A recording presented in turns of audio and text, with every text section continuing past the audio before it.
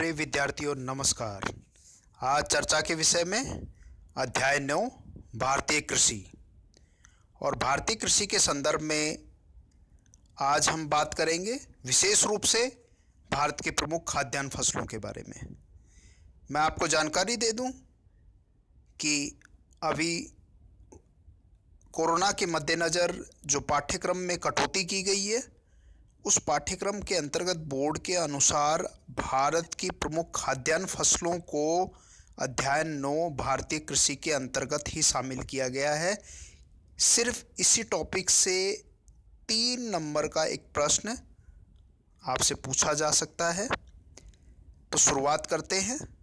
सबसे पहले भारतीय कृषि की सामान्य बात कर लेते हैं, जो कि आप जानते हैं कि भारत एक कृषि प्रधान देश है और 2001 की जनगणना के अनुसार 48.9% भाग प्रत्यक्ष रूप से जो है जनसंख्या है वो कृषि पर आधारित है, जो सकल घरेलू उत्पादन में 13.7%, जो 12 और 13 के अनुसार आंकड़े दिए गए हैं। तो मोटे मोटे रूप से आप समझ सकते हैं कि करीबन भारत की 48.9% जनसंख्या कृषि पर आधारित है और भारत एक कृषि प्रधान देश है। विभिन्न रूप से परंपरागत कृषि आप ये देख रहे थे कि हम परंपरागत कृषि करते आ रहे थे, पर धीरे धीरे जिस तरीके से औद्योगिकरण हुआ है उसके साथ साथ जो बदलाव हुए हैं, हमने नवीन जो तकनीकों का भी कृषि के क्षेत्र में समावेश किया है, उसको हम काम में लेते आ रहे हैं। और भारत के संदर्भ में अगर मैं आपको जानकारी दे दूं कि विशेष रूप से भारत जो है कृषि प्रधान देश होने के पीछे जो इसका अमूमन इसका जो प्रमुख कारण जो है वो कारण है कि जो उत्तर का विशाल मैदान है, जो गंगा सतलज का, आप सतलज से शुरू कीजिए, सिंधु नदी से लेकर अंतिम छोर ब्रह्मपुत्र तक जो विस्तारित 2400 किलोमीटर के क्षेत्रफल में जो फैला हुआ जो उत्तर का विशाल मैदान है, वो एक बखूबी रूप से वो संपूर्ण कृषि के लिए अनुकूल दशाएं जो भारत की जलवायु प्रदान करती है। तो ये सारी चीज़ें कहीं ना कहीं भारत को कृषि प्रधान देश, संपन्न देश बनाने के लिए आधारित है, जो इसको आगे बढ़ा रही है।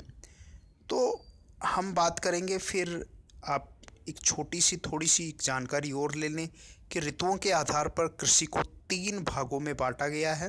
हालांकि इस पे कोई सवाल नहीं पूछा जाएगा, सामान्य सी एक जानकारी मैं आपको यहाँ दे दूँ, क्योंकि जब हम भारत के प्रमुख खाद्यान्न फसलों को पढ़ेंगे, उन पे चर्चा करेंगे, तो ये 3 शब्दावलियाँ बार बार उसमें दोहराई जाएंगी। तो कम से कम आपको इन शब्दावलियों का ज्ञान होना आवश्यक है। तो वो शब्दावलियाँ क्या हैं, आप ये देखें कि भारत की जो आप कृषि को अगर देखें तो इसमें अगर आप देख रहे हैं कि जो ऋतुओं के आधार पर हम खरीफ, रबी और जायद 3 फसलों में इसको विभाजित कर सकते हैं।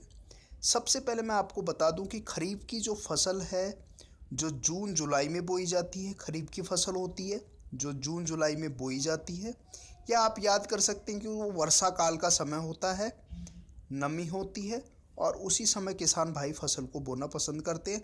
तो आप ये मानिए कि उस समय जब कृषि फसल को बोया जाता है तो जून, जुलाई, अगस्त, सितंबर, अक्टूबर और अक्टूबर नवंबर में आकर ये फसल को काट लिया जाता है। तो अमूमन हम 3 महीने का एक समय माने कि जिस समय फसल जो है 3 से 4 महीने में फसल तैयार हो जाती है। और प्रमुख रूप से खरीफ के अंतर्गत जो फसलें शामिल की जाती हैं, बोई जाती हैं, यानी कि वर्षा काल के समय जो फसलें बोई जाती है, आप ऐसे भी याद सकते हैं, खरीफ को गर्मी से भी याद कर सकते हैं, खरीफ की फसल गर्मी में, और वर्षा काल प्रारंभ हो चुका होता है। तो प्रमुख फसलें कौन सी हैं? चावल है, मक्का है, बाजरा है, मूंगफली है, मूंग है, उड़द है, गन्ना है, सोयाबीन। ये संपूर्ण फसलें इसी समय, किस समय? खरीफ के समय बोई जाती हैं और ये मानसून पर आधारित होती हैं। आप सभी जानते हैं कि मानसून जो है, भारतीय जो कृषि है संपूर्ण रूप से मानसून पर आधारित है। मानसून का जुआ भी कहा जाता है क्योंकि उसकी अनिश्चितता, अनियमितता बनी रहती है। इसलिए इसको मानसून का जुआ भी कहते हैं।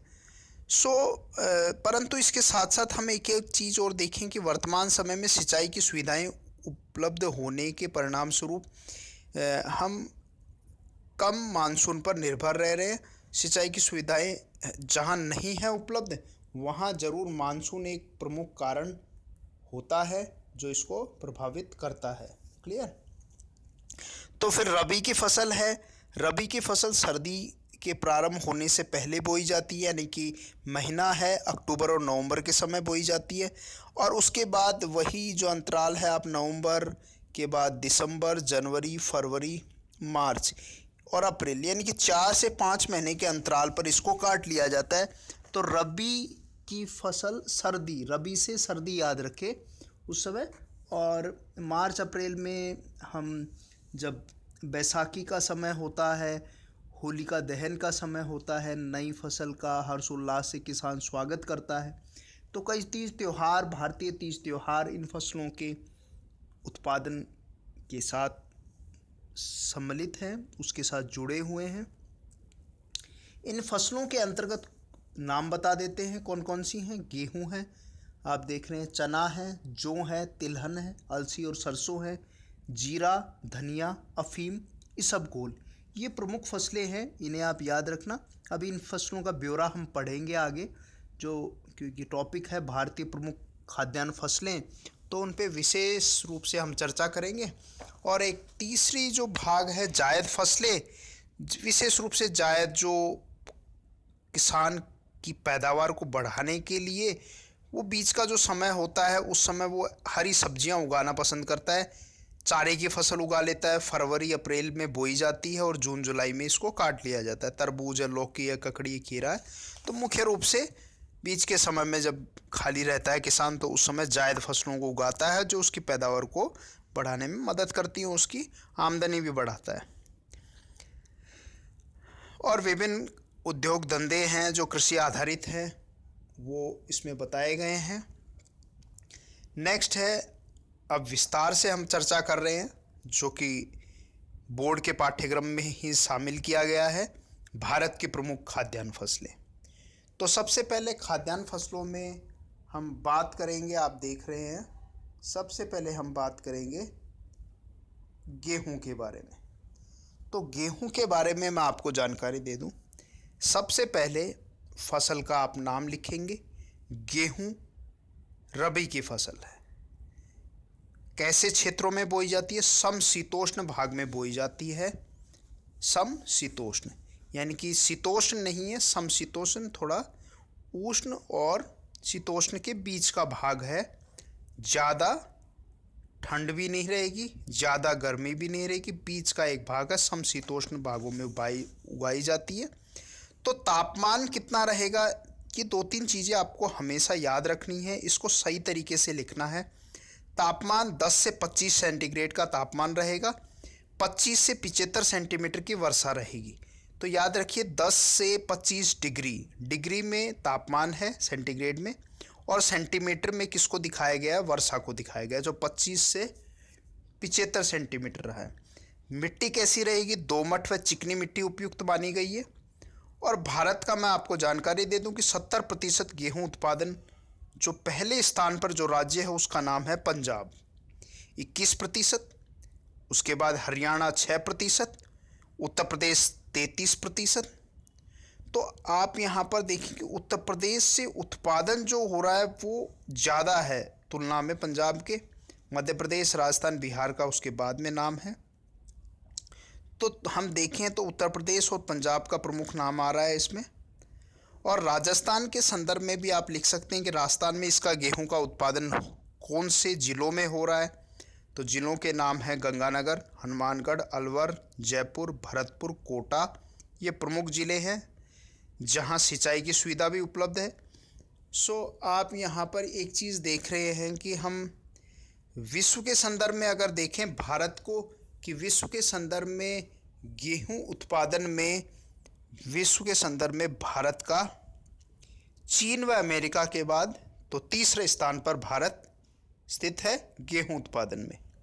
और मैं आपको जानकारी दे दूं कि हरित क्रांति जो 66-67 के समय जो डॉक्टर एम एस स्वामीनाथन के प्रभाव से शुरू हुई, और उसके बाद अगर ये फलस्वरूप हम देखें तो उत्पादन, उत्पादकता और बहुत ज़्यादा वृद्धि हुई है, बहुत ज़्यादा इजाफा हुआ है। और आज हम गेहूं के संदर्भ में देखें उत्पादन के दृष्टि से, तो भारत एक आत्मनिर्भरता की ओर अग्रसर है। अगले पॉइंट पे चलते हैं। हम बात करेंगे इसमें चावल के बारे में। आप ये देख रहे हैं, तो चावल के संदर्भ में अगर हम बात करें, आप ये देखेंगे चावल, तो चावल में भी वही चीज़ याद रखनी है कि चावल खाद्यान्न फसलों में एक प्रमुख फसल है। सबसे पहले ऋतु याद रखें, वर्षा ऋतु में हो रहा है। तो अभी आपसे बात की वर्षा ऋतु में जो फसल बोई जाती है उसको खरीफ की फसल कहा जाता है। ये उष्णकटिबंधीय भागों में बोया जाता है। अभी पिछले हमने पढ़ा था, पहले अभी पढ़ा था कि गेहूं जो है वो समशीतोष्ण की फसल है। तो चावल कहाँ की फसल है? उष्णकटिबंधीय भागों की, यानी कि तापमान थोड़ा ज़्यादा रहेगा उसकी तुलना में। तो तापमान कितना है? 16 डिग्री से 27 डिग्री सेंटीग्रेड। वर्षा भी बढ़ गई है क्योंकि वर्षा काल का समय है, 100 से 200 सेंटीमीटर के मध्य रहेगी, यानी कि पानी के आवश्यकता होती है। मैं आपको बता दूं कि जो धान की कृषि है, चावल है, वो करीबन घुटनों तक पानी भरा हुआ रहता है और जब इसकी पौध को तैयार किया जाता है बुआई के समय, तो पानी की खास आवश्यकता होती है इसमें।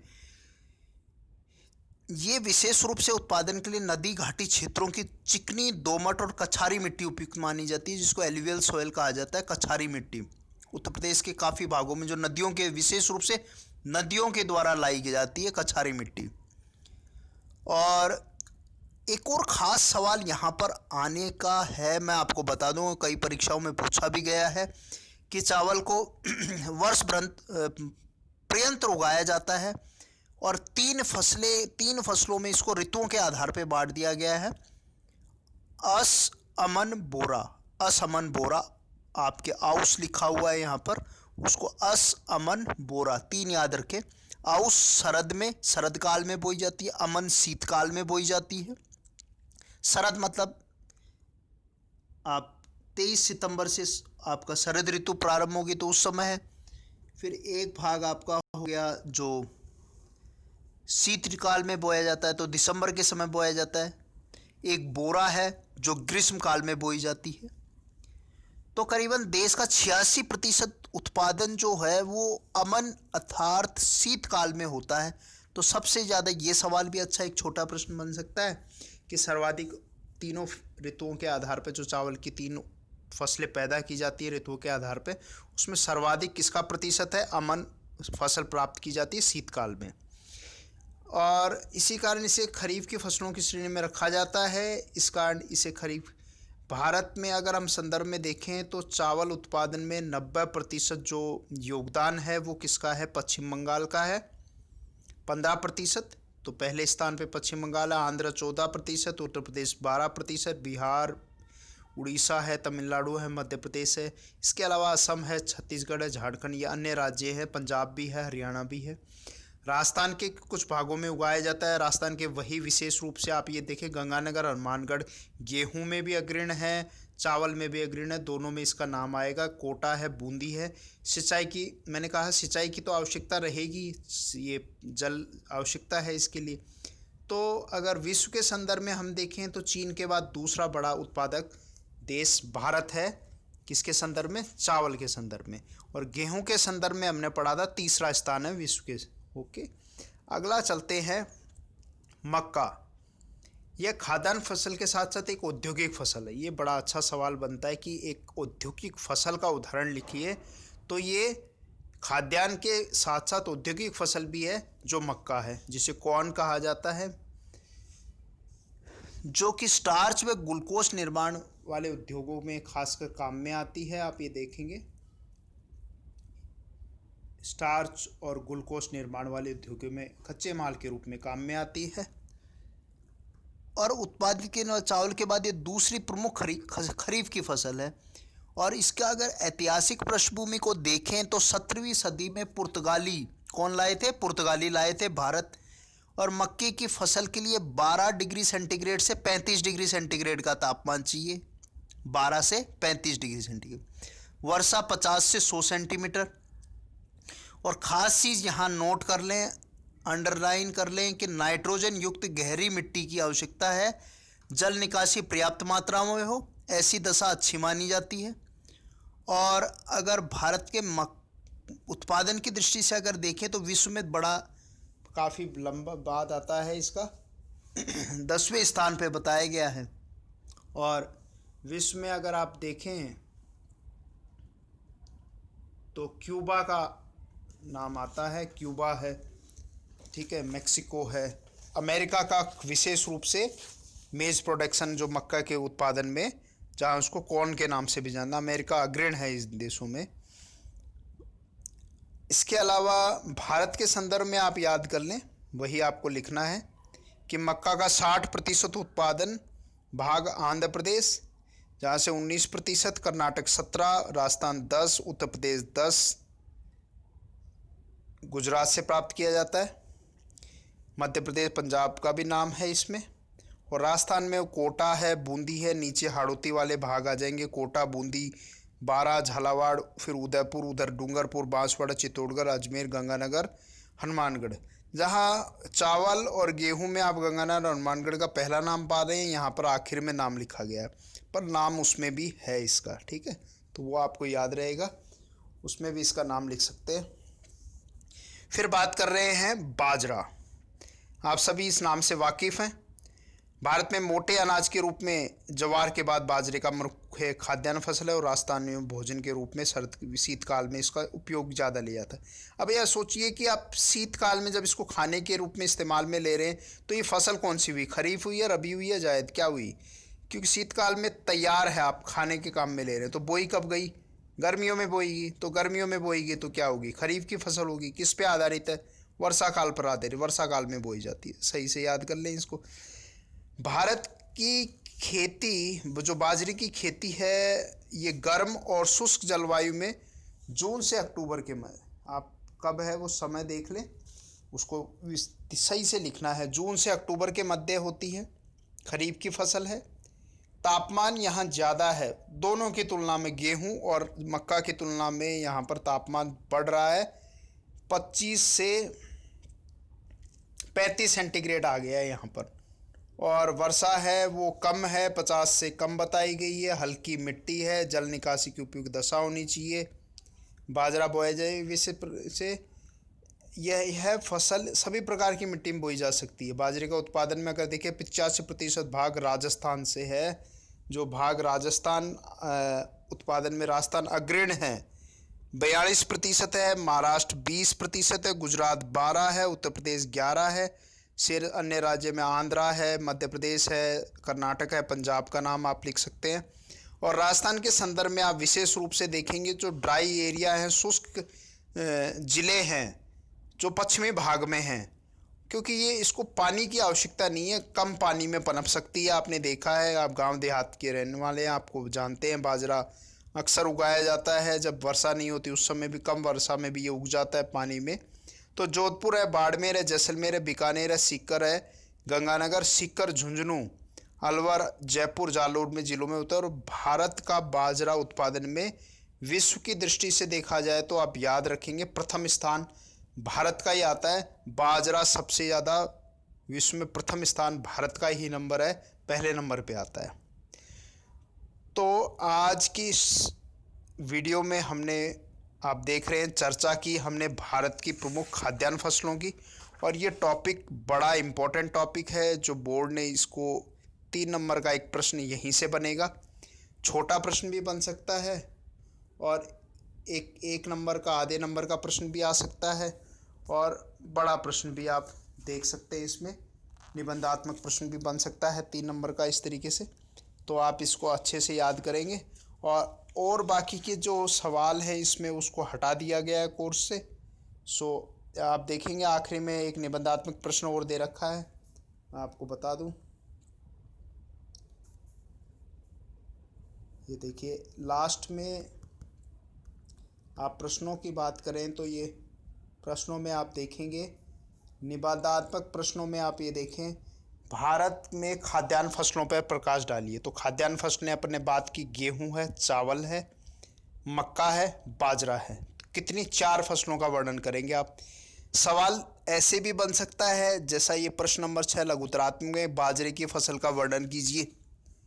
एक सवाल ये आप देख रहे हैं प्रश्न नंबर 6 यहाँ पर भी दिखाया गया है, वो याद कर रहे हैं आप। भारत में प्रधान फसल क्षेत्र बताइए, ये प्रश्न अच्छा है। मक्का की फसल के बारे में वर्णन कीजिए, अभी बात की हमने, यहाँ सवाल आ सकता है। इसके अलावा भारत में चावल की कितनी फसलें बोई जाती है, असमन बोरा अपन ने बात की अभी। तो ऋतुओं के आधार पर कितने रूप में बांटा गया, ये एक सामान्य अच्छा प्रश्न पूछ सकते हैं। रबी, खरीफ, जायद 3 फसलों की बात की हमने। तो वीडियो अच्छा लगे लाइक कीजिए, सब्सक्राइब कीजिए।